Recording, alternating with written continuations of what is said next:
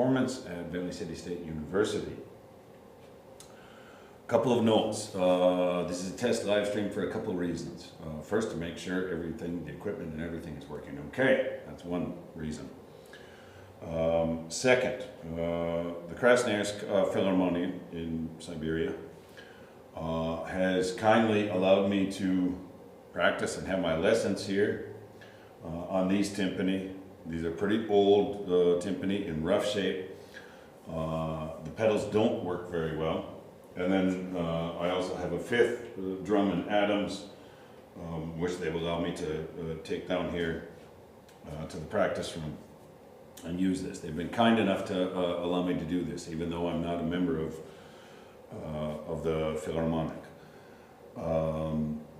However, due to some organizational changes, my access could be revoked, as I'm not part of this organization. That is a possibility, so I decided it was best to get something on tape here.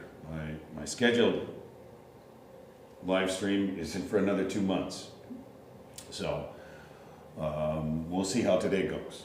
So that's the reason for this. Also, the initial plan was to have a concert with the percussion ensemble. That option is now off the table, so we've had to adapt a couple of the pieces. They were originally written to be with a percussion ensemble. Now they're going to be done solo, so there's a few things we've adapted with that. Also, as the pedals don't work very well, pedal changes during pieces are extremely difficult. So we've had to make some adaptations with that, adaptations. And a couple spots, I may just throw a measure of rest in there to change some pitch drums. In a couple other pieces, we've decided to not change the pitches and to leave them on the pitches we have. Hopefully the composers will understand. We've done our best to keep it in the spirit of the composition, even if the notes may not be the same as written, but due to technical circumstances, we had to adapt a little bit and change some things. Hopefully it won't take away from the listener enjoying the performance. So we'll get started. The first piece I'm going to perform is Meteran by Professor Mark Berry.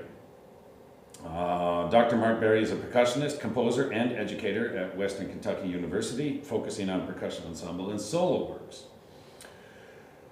This piece, Meteran for a solo timpani in 7 movements, explores the history of the Janissary Corps. The Janissaries were infantry soldiers of the Ottoman Empire, and their music is considered to be the oldest form of military marching music in the world. And their bands were known as Meteran.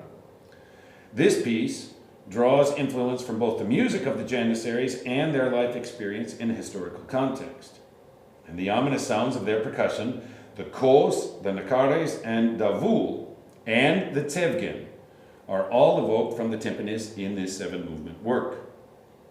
Loosely programmatic, the piece also musically portrays historic military conflicts fought by the Janissaries and objectively explores both victory and defeat. The music of the Meteran influenced European composers such as Beethoven, Haydn, and Mozart. The modern timpani used in Western music today are descended from instruments used by the Janissary Corps Meteran. The first piece, I will be performing 3 movements of this 7-movement work. The first piece is kos. Kos and nakares were the precursors to the modern timpani. These were very large, giant drums and were a focal point of the Meteran. The drums were played in pairs in a grandiose style and often on the backs of horses and camels. And we can still see this today in some military bands. The second movement is nakare. Although these were not as large as the kos, these small paired kettle drums were an essential part of the Meteran. Their characteristic rhythm between low and high drums provided the pulse for marching. This movement derives its material from the most famous of Turkish military marches, Zedin Dedin. In this march, I will be using a Tsevgen mallet. The Tsevgen, also known as a jingling Johnny, was an instrument used in meter music. Small bells were suspended on long decorative poles. They could be full length and then kind of a T shape with bells there. And these poles were shaken like this or sometimes stamped onto the ground if they were longer. And you got the jingling sound plus the percussive element. To create that sound, I've created, and I'll get it. I've attached small bells to a timpani mallet, and that will be played with the right hand, and then the left hand will use a more traditional timpani mallet. So that will be used in the second movement that I play, Nakara. And then the third movement, the night attack. The night attack occurred in 1462 and was considered a rather unsettling defeat for the Janissaries and the Ottoman Turks. This was a skirmish involving Vlad Tepes, also famously known as Vlad the Impaler of Wallachia. Tepes attacked an Ottoman camp in the middle of the night, attempting to assassinate Mehmed II. The assassination failed, and Mehmed pushed his troops onto the city of Targoviste. However, in Targoviste, he shockingly discovered that Vlad Tepes had impaled 20,000 Turks. With severely weakened morale, Mehmed II and his troops retreated. So those will be the three movements of this work by Dr. Mark Berry, Meteren.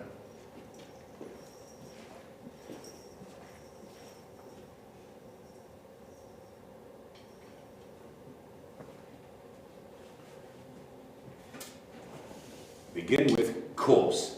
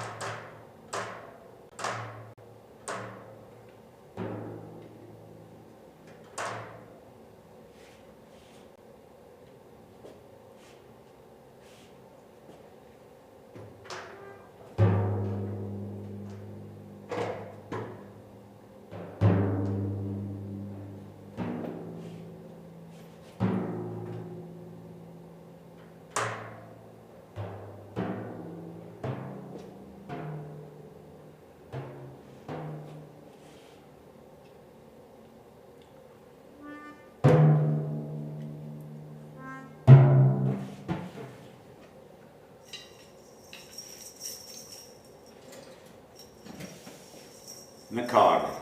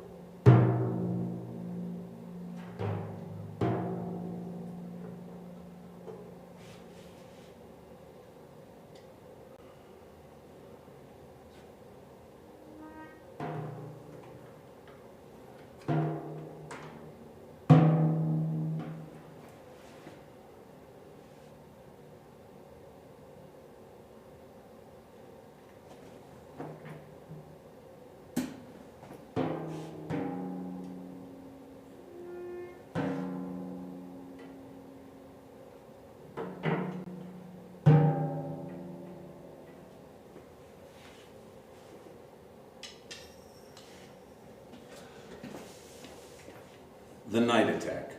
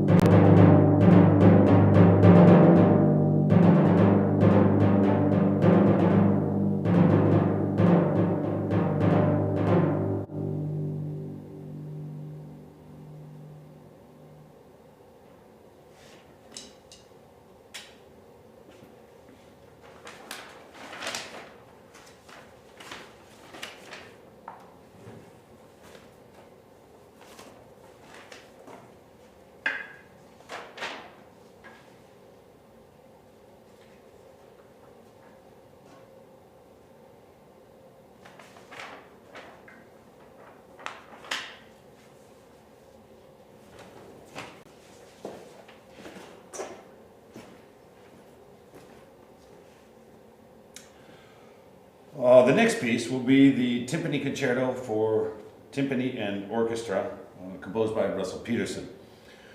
Russell Peterson is an accomplished classical and jazz saxophonist, bassoonist, and composer. He holds degrees from Youngstown State University, Le Conservatoire de Bordeaux, and Bowling Green State University. He's the winner of numerous prizes, including the top prize at the International Geneva Saxophone Concours and first place winner of the MTNA National Music Competition. He was commissioned by the Fargo-Moorhead Symphony to compose a concerto for timpani and orchestra, which was premiered to rave reviews in April 2002, including Gramophone magazine, which wrote, "Peterson playing with great abandon and dazzling virtuosity. The music has a seductive allure and visceral excitement that is more than the sum of its purely musical parts." This is one of the pieces that, there's a percussion ensemble version for this piece, but obviously we've made some changes to do this as a solo. It does kind of work that way. So I'll be performing the first and third movements of Russell Peterson's Concerto for Timpani and Orchestra.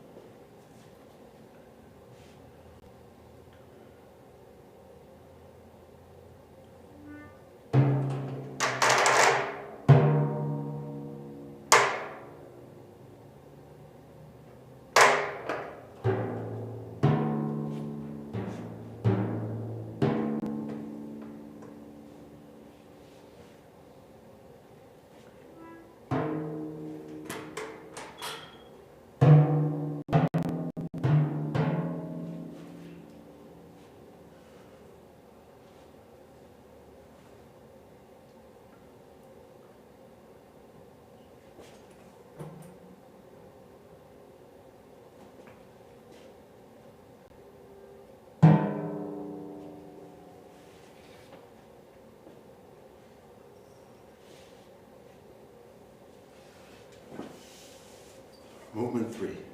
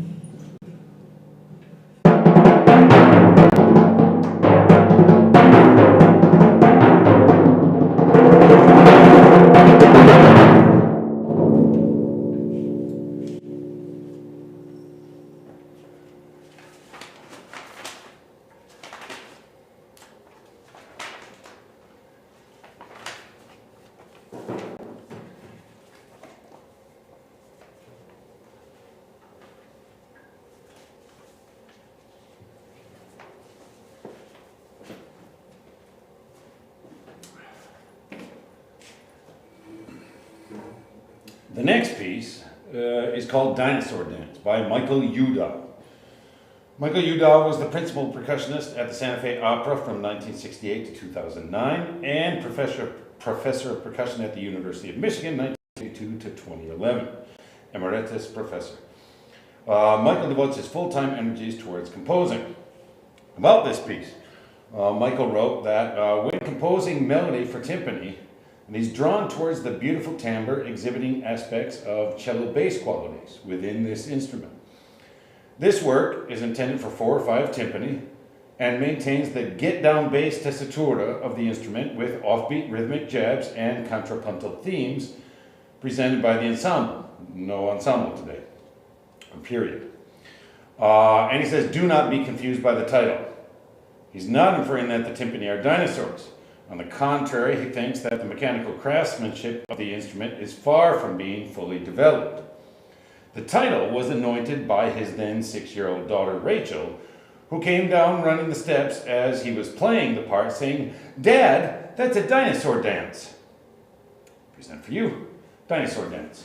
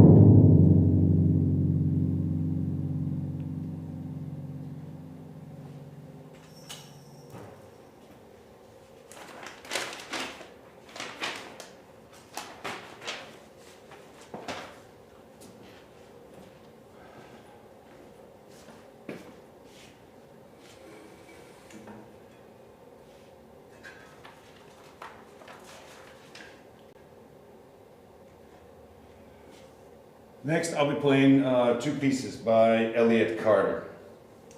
Elliott Carter was an American modernist composer who was one of the most respected composers of the second half of the 20th century. His work, 8 Pieces for 4 Timpani, is a collection of short pieces for solo timpani. 6 of the pieces were composed in 1949, and 2 more pieces were added in 1966. And there was some revision in collaboration with percussionist John Williams. Carter wrote the pieces as studies in tempo modulation and the use of 4-note chords. And these works are considered to be foundational virtuosic solo works that revolutionized timpani repertoire through the use of metric modulation and varied timbres by using different parts of the drumhead and a variety of mallets. I'll be performing 2 pieces. The first is Saeta. Saeta, or arrow, is a revered form of Andalusian religious song, and this piece is based on rhythmic acceleration. The second piece that I'll perform is March. March is a contrapuntal piece. One march rhythm is played with the head of one mallet, while another is played at a different speed with the butt, or the back end of the other mallet. So first Saeta, and then March.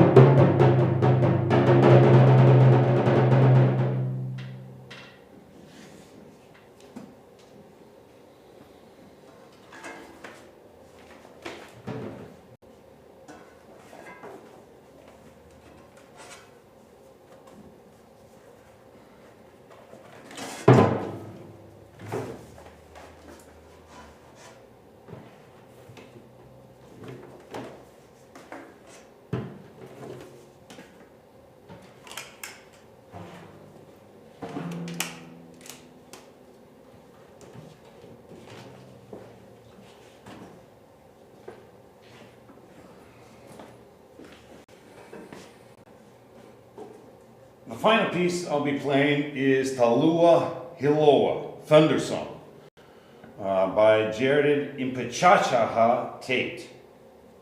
Jared Impechachaha Tate is a citizen of the Chickasaw Nation in Oklahoma and is dedicated to the development of American Indian classical composition.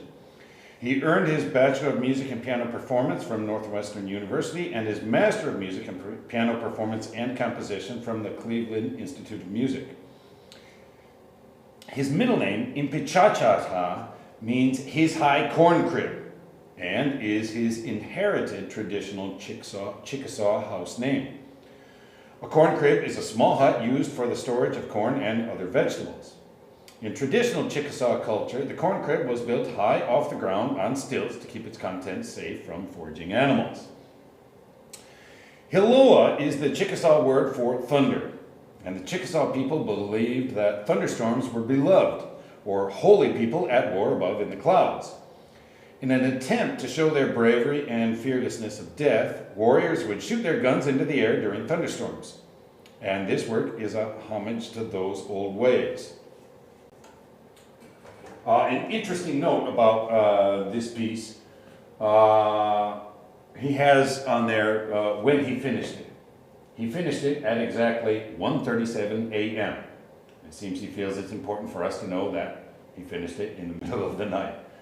I first heard this piece on the internet and I looked all over to try and find the music to buy it. I could not find it anywhere. Wrote to him and I eventually did get a reply.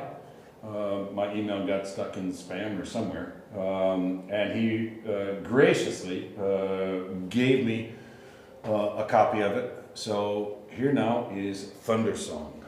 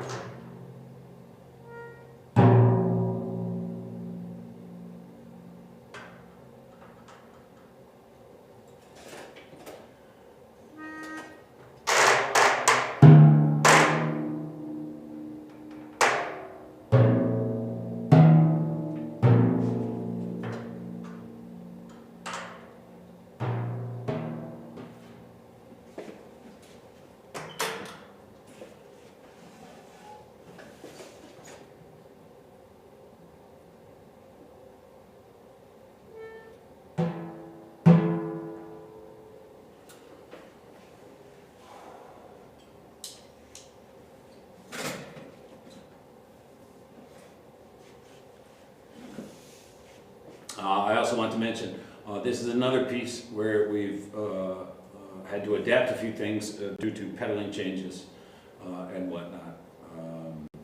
So there's an optional cut in the middle, which we're cutting because I can't do the rolls and change. So, and there's a section at the beginning also that we're cutting.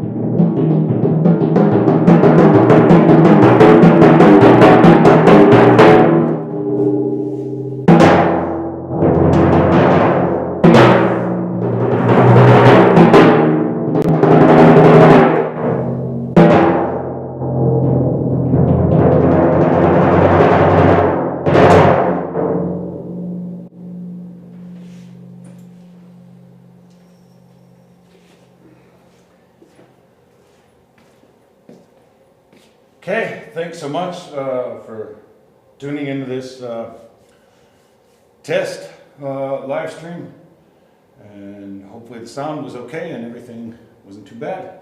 So thanks so much. That's all.